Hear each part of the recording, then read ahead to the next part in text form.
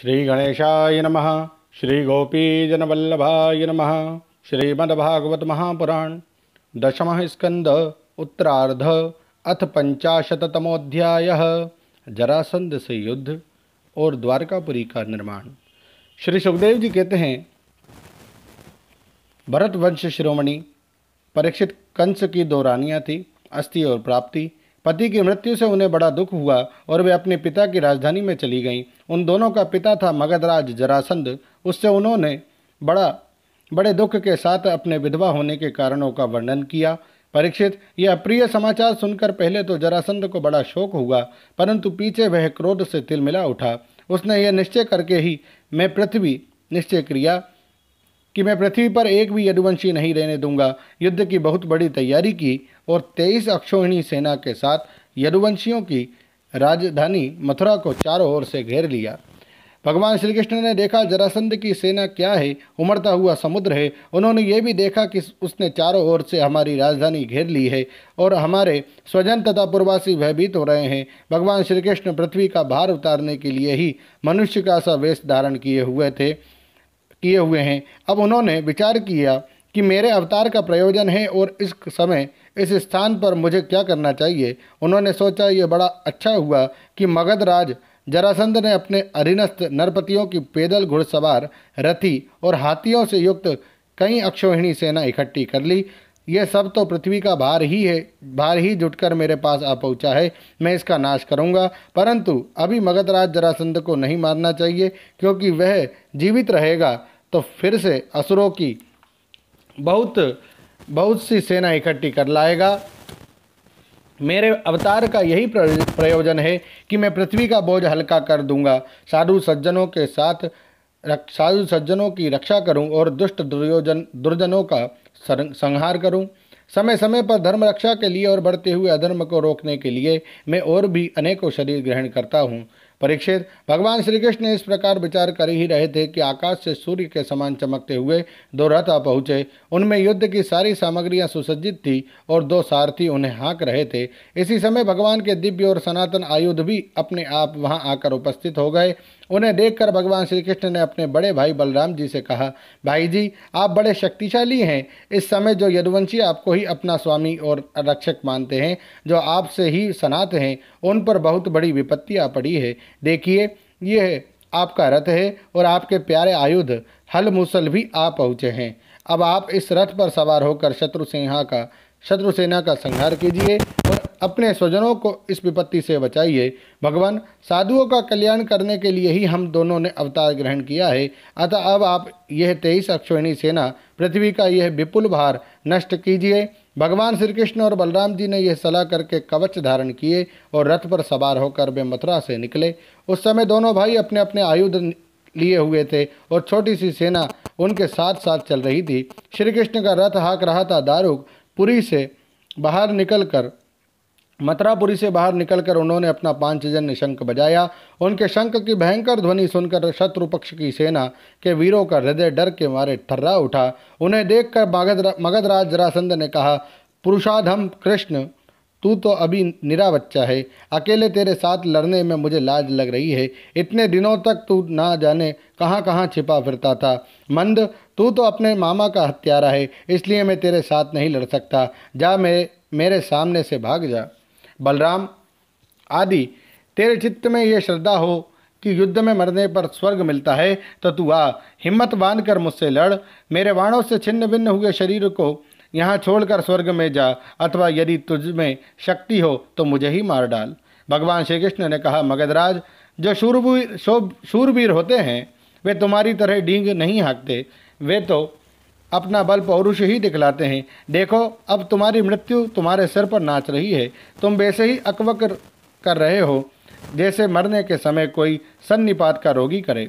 बक लो, बोल लो, मैं तुम्हारी बात पर ध्यान नहीं देता। श्री सुखदेव जी कहते हैं, परीक्षित, जैसे वायु बादलों से सूर्य को और धुएं से आग को ढक लेती है, किंतु वास्तव में वे ढकते नहीं हैं। उनका प्रकाश फिर फैलता ही है, वैसे ही मगधराज जरासंध ने भगवान श्री कृष्ण और बलराम के सामने आकर अपनी बहुत बड़ी बलवान और अपार सेना के द्वारा उन्हें चारों ओर से घेर लिया। यहाँ तक कि उनकी सेना, रथ, ध्वजा, घोड़ों और सारथियों का दिखना भी बंद हो गया। मथुरापुरी की स्त्रियां अपने महलों की अटारियां, छज्जों और फाटकों पर चढ़कर युद्ध का कौतुक देख रही थी। जब उन्होंने देखा कि युद्ध भूमि में भगवान श्री कृष्ण की गरुड़ चिन्ह से चिन्हित और बलराम जी की ताल चिन्ह से चिन्हित ध्वजा वाले रथ नहीं दिख रहे हैं, तब वे शोक के आवेग से मूर्छित हो गई।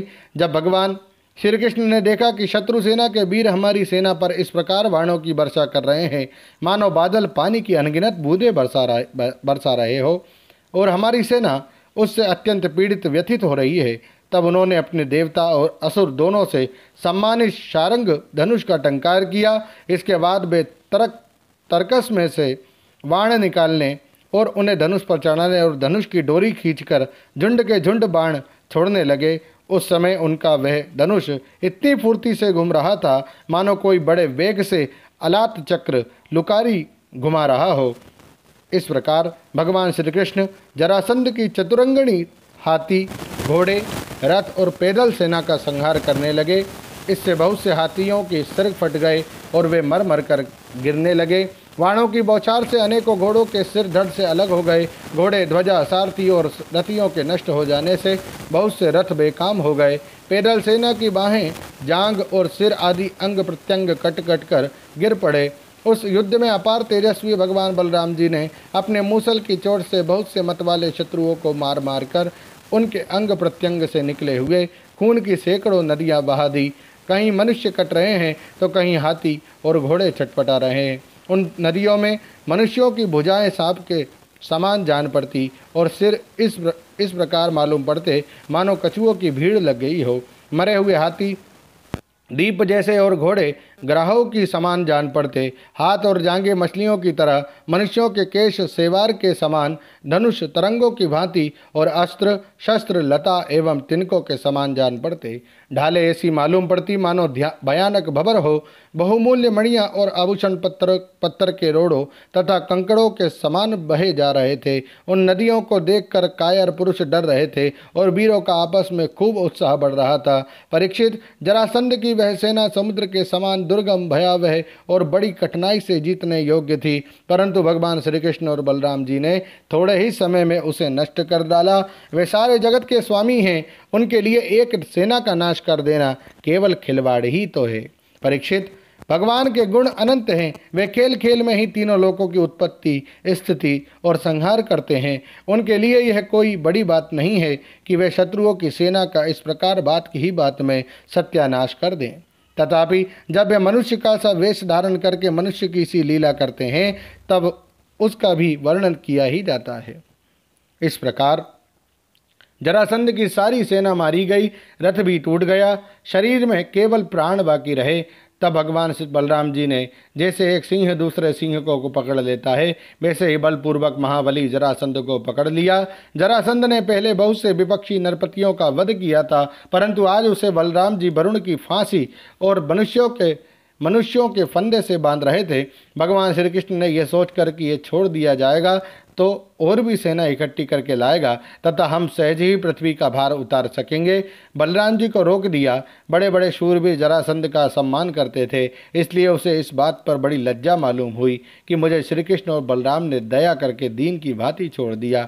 अब उसने तपस्या करने का निश्चय किया, परंतु रास्ते में उसके साथी नरपतियों ने बहुत समझाया कि राजन, यदुवंशियों में क्या रखा है, वे आपको बिल्कुल ही पराजित नहीं कर सकते थे, आपको प्रारब्धवश ही नीचा देखना पड़ा है। उन लोगों ने भगवान की इच्छा, फिर विजय प्राप्त करने की आशा और आदि बतलाकर तथा लौकिक दृष्टांत एवं युक्तियां दे देकर यह बात समझा दी कि आपको तपस्या नहीं करनी चाहिए। परीक्षित, उस समय मगधराज जरासंध की सारी सेना मर चुकी थी। भगवान बलराम जी ने उपेक्षापूर्वक उसे छोड़ दिया था। इससे वह बहुत उदास होकर अपने देश मगध को चला गया।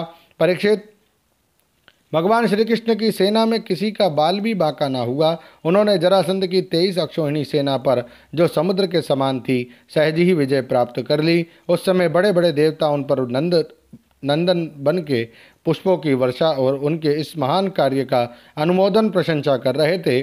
जरासंध की सेना के पराजय से मथुरावासी भयरहित हो गए थे और भगवान श्री कृष्ण की विजय से उनका हृदय आनंद से भर रहा था। भगवान श्री कृष्ण आकर उनमें मिल गए। सूत, मागध और बंदीजन उनकी विजय के गीत गा रहे थे। जिस समय भगवान श्री कृष्ण ने नगर में प्रवेश किया उस समय वहाँ शंख, नगारे, भेरी, तुरही, बीना, बांसुरी और मृदंग आदि बाजे बजने लगे थे। मथुरा की एक एक सड़क और गली में छिड़काव कर दिया था। चारों ओर हंसते खेलते नागरिकों की चहल पहल थी। सारा नगर छोटी छोटी झंडियां और बड़ी बड़ी विजय पताकाओं से सजा दिया गया था। ब्राह्मणों की वेद ध्वनि गूंज रही थी और सब और आनंद उत्सव की सूचक बंधन वार बांध दिए गए थे। जिस समय श्री कृष्ण नगर में प्रवेश कर रहे थे उस समय नगर की नारियां प्रेम और उत्कंठा से भरे हुए नेत्रों से उन्हें स्नेहपूर्वक निहार रही थी और फूलों के हार, दही, अक्षत और जो आदि के अंकुरों की उनके ऊपर वर्षा कर रही थी। भगवान श्री कृष्ण रणभूमि से अपार धन और वीरों के आभूषण ले आए थे। वे सब उन्होंने यदुवंशियों के राजा उग्रसेन के पास भेज दिए। परीक्षित, इस प्रकार 17 बार 23 अक्षौहिणी सेना इकट्ठी करके मगधराज जरासंध ने भगवान श्री कृष्ण के द्वारा सुरक्षित यदुवंशियों से युद्ध किया, किंतु यादवों ने भगवान श्री कृष्ण की शक्ति से हर बार उसकी सारी सेना नष्ट कर दी। जब सारी सेना नष्ट हो जाती तब यदुवंशियों के उपेक्षा पूर्वक छोड़ देने पर भी जरासंध अपनी राजधानी में लौट जाता। जिस समय 18वां संग्राम छिड़ने ही वाला था उसी समय नारद जी का भेजा हुआ वीर कालयवन दिखाई पड़ा।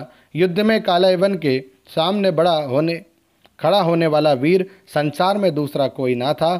उसने जब यह सुना कि यदुवंशी हमारे ही जैसे बलवान हैं और हमारा सामना कर सकते हैं, तब 3 करोड़ मलेच्छों की सेना लेकर उसने मथुरा को घेर लिया। कालयवन की यह असमय चढ़ाई देखकर भगवान श्री कृष्ण ने बलराम जी के साथ मिलकर विचार किया कि अहो, इस समय तो यदुवंशियों पर जरासंध और कालयवन ये दो विपत्तियां एक साथ ही मंडरा रही है। आज इस परम बलशाली यवन ने हमें आकर घेर लिया है और जरासंध भी आज कल या परसों में आ ही जाएगा। यदि हम दोनों भाई इसके साथ लड़ने में लग गए और उसी समय जरासंध भी आ पहुंचा तो वह हमारे बंधुओं को मार डालेगा या तो कैद करके अपने नगर में ले जाएगा, क्योंकि वह बहुत बलवान है। इसलिए आज हम लोग एक ऐसा दुर्ग, ऐसा किला बनाएंगे जिसमें किसी भी मनुष्य का प्रवेश करना अत्यंत कठिन होगा। अपने स्वजन संबंधियों को उसी किले में पहुंचाकर फिर इस यवन का वध कराएंगे। बलराम जी से इस प्रकार सलाह करके भगवान श्री कृष्ण ने समुद्र के भीतर एक ऐसा दुर्गम नगर बनवाया जिसमें सभी वस्तुएं अद्भुत थी और उस नगर की लंबाई चौड़ाई 48 कोस की थी।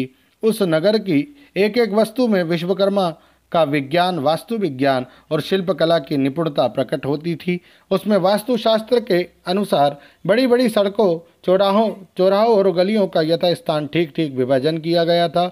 वे नगर ऐसे सुंदर सुंदर उद्यानों और विचित्र विचित्र उपवनों से युक्त था जिनमें देवताओं के वृक्ष और लताएं लहलहाती रहती थी। सोने के इतने ऊंचे ऊंचे शिखर थे जो आकाश से बातें करते थे। स्फटिक मणि की अटारियां और ऊंचे ऊंचे दरवाजे बड़े ही सुंदर लगते थे। अन्न रखने के लिए चांदी और पीतल के बहुत से कोठे बने हुए थे। वहाँ के महल सोने के बने हुए थे और उन पर कामदार सोने के कलश सजे हुए थे। उनके शिखर रत्नों के थे तथा गज पन्ने की बनी हुई बहुत भली मालूम होती थी। इसके अतिरिक्त उस नगर में वास्तुदेवता के मंदिर और छज्जे भी बहुत सुंदर सुंदर बने हुए थे। उसमें चारों वर्ण के लोग निवास करते थे और सबके बीच में यदुवंशियों के प्रधान उग्रसेन जी, वसुदेव जी, बलराम जी तथा भगवान श्री कृष्ण के महल जगमगा रहे थे।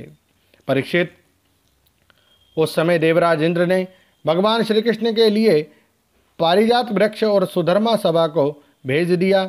वह सभा ऐसी दिव्य थी कि उसमें बैठे हुए मनुष्य को भूख, प्यास आदि मर्त्यलोक के धर्म नहीं छू पाते थे।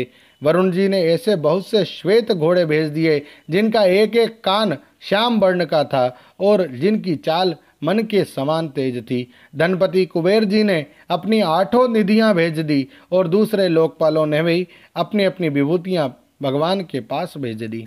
परीक्षित, सभी लोकपालों को भगवान श्री कृष्ण ने ही उनके अधिकार के निर्वाह के लिए शक्तियां और सिद्धियां दी है। जब भगवान श्री कृष्ण पृथ्वी पर अवतीर्ण होकर लीला करने लगे तब सभी सिद्धियां उन्होंने भगवान के चरणों में समर्पित कर दी। भगवान श्री कृष्ण ने अपने समस्त स्वजन संबंधियों को अपनी अचिंत महाशक्ति योग माया के द्वारा द्वारका में पहुंचा दिया। शेष प्रजा की रक्षा के लिए बलराम जी को मथुरापुरी में रख दिया और उनसे सलाह लेकर गले में कमलों की माला पहने बिना कोई अस्त्र शस्त्र लिए स्वयं नगर के बड़े दरवाजे से बाहर निकल आए। ओम नमो भगवते वासुदेवाय। श्रीमद्भागवते महापुराणे पारमहंस्यां संहितायां दशम स्कंधे उत्तरार्धे दुर्गनिवेशनम नाम 50तमोऽध्यायः। श्री राधा कृष्णार्पणमस्तु। हरये नमः हरये नमः हरये नमः। जय श्री कृष्ण।